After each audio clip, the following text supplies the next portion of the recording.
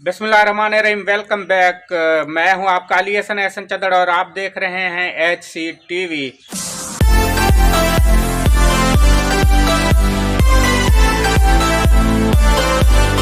तो आज फिर जो है हम डॉक्टर साहब के पास आए हैं। हम बात कर रहे हैं चद्दड़ी हिस्ट्री पे। इससे पहले जो वीडियो थी हम बात कर रहे थे सोत्रक राज पे। तो डॉक्टर साहब के पास चलते हैं। जी डॉक्टर साहब, हम इससे पहले बात कर रहे थे वो जो चद्दड़ हिस्ट्री का सिजरा है उस पे बात कर रहे थे। अब सोत्रक राज पे आए थे।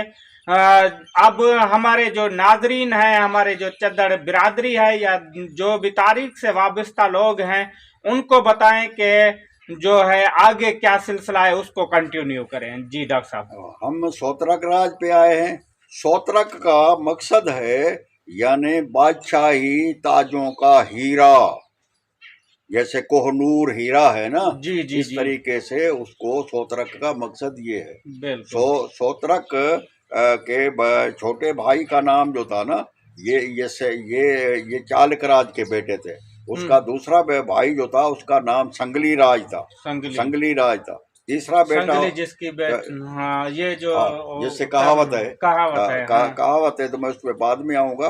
तो तीसरा बेटा उसका सिन्हाली राज था। चौथा बेटा उसका उढ़ाना राज था, जिसकी नस्ल से ये कलहोड़ा लोग जो हैं ये उढ़ाना नस्ल से हैं। तो अभी मैं आ रहा हूँ सोत्रक राज।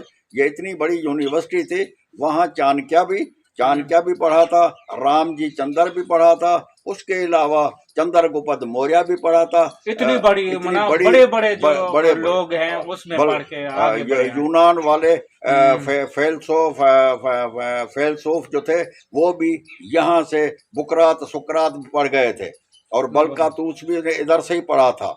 तो वो मैं यूनिवर्सिटी देख के आया हूँ। कुछ हिस्से उसके जो है ना अभी ये मौजूद हैं। जी जी। तो कोई घुटने तक है, कोई पाँव तक है, कोई जो है वो अपने बुब्बे तक है, सर तक है। ऐसे ऐसे दीवारें उसकी खड़ी है। सर देखे ना, हजारों साल की बात है, ये कबल मसीह की बात है। जाहिर है ये अब थोड़ा मिट गए होंगे, उसके आसार होंगे थोड़े बहुते। तो जी डॉक्टर साहब। तो सोत्रक के लिए अपना महाभारत के लिखारी व्यास जी वेदास कहते हैं कि वो मेरे उस्ताद थे। उसकी उम्र उसी जमाने में 2600 साल थी। अच्छा। जब उसने महाभारत किताब बंद की थी, उसकी तारीख बंद करने की लिखी है कि 5661 कबल मसीह में उसने बंद किया है। कबल मसीह में 5661। वो कहता है कि पहले की बात है, वो मेरा उस्ताद था और 26 साल उसकी उम्र थी। 26 साल। और उसी की निस्बत से अपना ब्राह्मण कोका, जिसने कोक शास्त्र भी उसी के नाम से, क्योंकि उसका नाम सोत्रक भी था, शास्त्र भी था। तो उसी के नाम से चद्दड़ खानदान का ताल्लुक भी उसी अजीम इंसान से है। उसी अजीम इंसान के यानी उससे ये उनके पड़पोता भी है।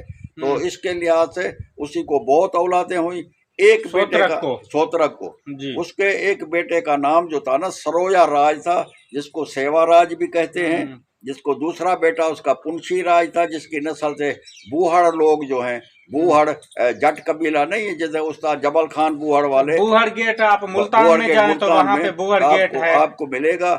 तीसरा बेटा उसको सैरो राज था, जिसकी नस्ल से जोया ये महर लोग, मीरपुर माथेले वाले महर खान जो है सरदार, ये महर खानदान ये उसी में आ जाता है। तीसरा बेटा होता उसका मुंबा राज था, जिसकी नस्ल से ठठ्याला हमारा दोस्त था जो आवाज जट्टा रिसाला निकालता था, फौत हो गया है। तो उसने जट कबाइल पे डॉक्टर साहब अब उसका जिक्र आया है तो जाहिर है वो फौत हो गया है। उसने बड़ा काम किया। आवाज जट्टा जो रिसाला था वो पूरे पाकिस्तान में रिसाला मशहूर था। उसमें मेरे भी कालम लगे हैं, आपके भी बहुत मवाद लगाए। तो वो बहुत बड़ा काम कर रहा था। और उसके बेटे का नाम जो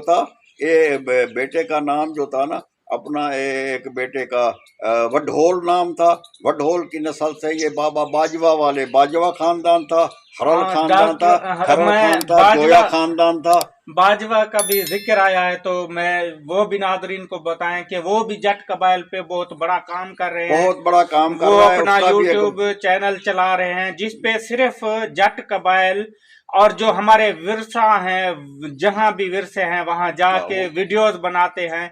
बहुत ही जबरदस्त काम है और वो भी डॉक्टर लाल बख्श साहब से रिलेटेड हैं और हिस्ट्री लेते हैं। वो अपनी तरफ से भी हिस्ट्री देते हैं, मगर ज्यादातर वो डॉक्टर साहब के टच में हैं। तो बाजवा खानदान भी बहुत बड़ा खानदान है, बहुत बड़ा खानदान है। बाबे बाजवा चैनल को भी का आप जो भी नाजरीन हो, देखने वाले हो, आप उनको हर सूरत में HC चैनल के साथ उसी को क्लिक करोगे तो आपको पूरी तारीख जो है बम्बाई चदड़ों के आपको मिल जाएगी। बिल्कुल, तो हर खानदान की उसमें हिस्ट्री है। जैसे मैं काम कर रहा हूँ वो भी ऐसे कर रहे हैं।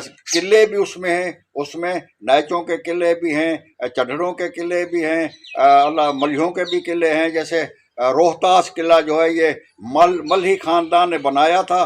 उसी खानदान में ये चदड़ खानदान भी आ जाता है, जिसमें बराबर के शरीक थे चदड़ों की हुकुम हाकमत मलियों के साथ, क्योंकि ये मल्ही खानदान की एक बहुत ताकतवर शाख है चदड़ खानदान। इनकी हुकुम हाकमत ये पूरे पाकिस्तान में, अफगानिस्तान में, ईरान के हिस्से के बहरीन तक इनकी हुकूमत थी। ये 4,500 साल कबल वक्त मसीह की मैं बात कर रहा हूँ, जबकि उनका ये खानदान, इनकी आखिरी हदूद जो थी ना। अच्छा देखे ना, अभी ये भी हुकूमतें हैं, क्योंकि ये हमारे खानदान से वाबस्ता हैं, तो ये उसी चदड़ खानदान का हिस्सा ही है ना सर। ये हमारे दादा परदादा की ये उसी में बराबर के शरीक थे। ये किला रोहतास जो है 10 माइल लंबा किला है भाई। ये गलत लिखा गया है कि शेर शाह सूरी ने, वो तो उसको तो 50 साल लगे होंगे, हजारों लाखों इंसानों ने काम किया होगा, तब तो वो किला बना। उसको बेचारे को तो शेर शाह सूरी का ऐसे ही नाम बना दिया है, उसका कोई ताल्लुक नहीं था। कब्जा खोर था ना, कब्जा माफिया था, कब्जा करके उसने। ये 7,500 कबल मसीह जो है ये किला बनाया गया था, मलियों ने बनाया था। उसमें शराकतदारी बहुत सारे जट कबाइल की थी, लेकिन खासकर मल्ही खानदान, जिसमें ये चदड़ खानदान भी आ जाता है, ये पेश थे। तो ये बाहवाला मैं आपको ये दे रहा हूँ। 7 दरियाओं की सरजमीन आप पढ़ेंगे तो आपको ये मालूम हो जाएगा, या बाबा बाजवा चैनल देखेंगे तो आपको पूरा रोहतास किले का मंजर, पूरी हिस्ट्री उसमें आ जाएगी। जी डॉक्टर साहब, तो हम सिजरे पे बात कर रहे थे। मैं अभी आ रहा हूँ सोतरक के, तो बहुत औलादे हुई। एक का नाम जो था ना सरोया राज था, जिसको सेवी राज कहते हैं। ये सुई गोश जो निकलती है उसको सेवी भी, सुई भी कहते थे, उसको सेवाराज भी कहते थे। उसका सिंधु 100 विरास भी उसी का नाम था। ये सेवण भी उसी ने आबाद किया था, उसका सेवा नाम था ना, तो इसका नाम सेवस्तान भी था, सेवण का सेवस्तान भी है।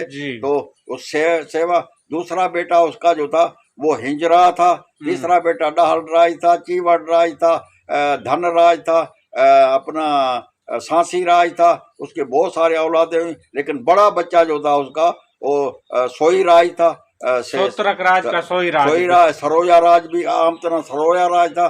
सरोया राज को बहुत ही औलादे हुई।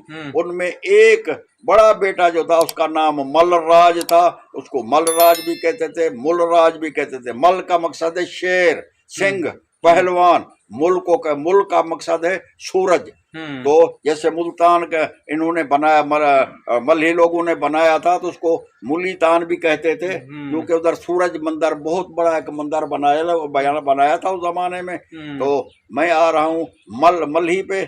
मल्ही जो था दुनिया का एक अजीम तरीन खानदान गुजरा है, जिसकी मल्ही खानदान एक बहुत बड़ा बहुत खानदान। उसको यूनानी ओपाई खानदान भी कहते थे, ड्राइकी खानदान भी कहते थे, मलोई खानदान भी कहते थे। साथ जो थे ना मल्ही को बालका भी कहते थे। तो यूनानी लोगों, यूनानी सिकंदर जो था ना 326 कबल मसीह में, ये तुलुम्बा जिधर तारिक जमील का मदरसा है, इधर मारा गया था। वो मल्ही खानदान के हाथों से मारा गया था। ये मैं नहीं कह रहा, ये अपना यूनानी जर्नेल जो है ना, नीरकस और फिलिप्स कहते हैं। पलू ठाकर का मकसद है यूनानी जबान में सिकंदर, एंड ओपाई का मकसद है अपना। तो डॉक्टर साहब, हम इस पे वक्फा लेंगे, फिर हम वापस आएंगे। उसी जो हमारा सिलसिला चल रहा है। तो नाजरीन, हमें दे इजाज़त। जाते जाते मेरे इस चैनल को सब्सक्राइब करें, लाइक करें, कमेंट करें, साथ में बेल आइकन का बटन आएगा उसको दबाएं। जैसे मेरी हर वीडियो का नोटिफिकेशन आप तक पहुंचता रहे। हमें दे इजाजत, अल्लाह हाफिज।